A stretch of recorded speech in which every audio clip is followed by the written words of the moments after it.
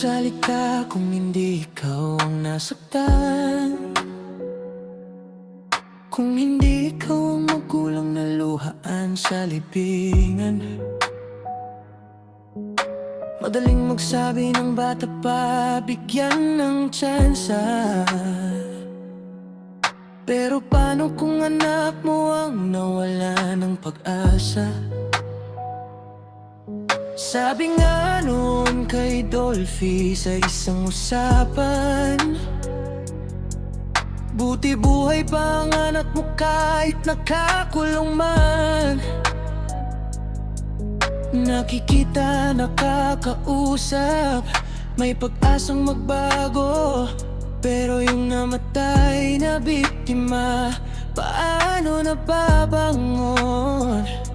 Isipin mo rin ang sakit ng mga naiwan, mga magulang na gabi-gabing umiyak sa tahanan. Bago humusga, ilagay mo sarili sa kanilang lugar. Dahil ang sugat ng pagkawala hindi madaling paggalingin kailanman. Iba na ang panahon, iba na ang galawan.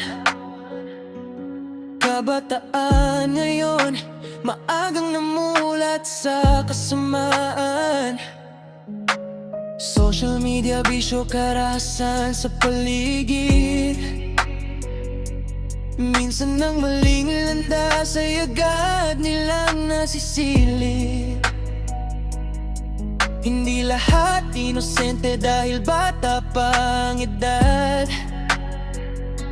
Marami nang nakakita ng madilim na katotohanan. Hindi pagiging malupit ang unawain ng biktima.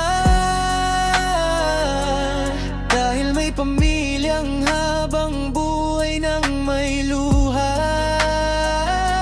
Isipin mo rin ang sakit ng mga naiwan, mga magulang na gabi-gabing umiyak sa tahanan.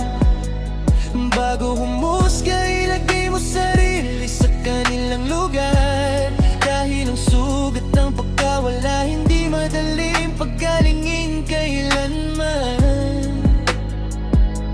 Magpasalamat sa Diyos kung hindi mo naranasan ang trahedyang dumurog sa puso ng isang tahanan. Manalangin na lang na huwag dumating ang araw na ikaw naman ang magtanong kung bakit may naulila sa tanaw. Hindi ito tungkol sa galit o paghihiganti, kundi sa pag-unawa sa sugat ng bawat bigati. Dahil ang tunay na talino ay may pusong marunong makiramay sa biktima at sa pamilyang naiwang lumalaban araw-araw.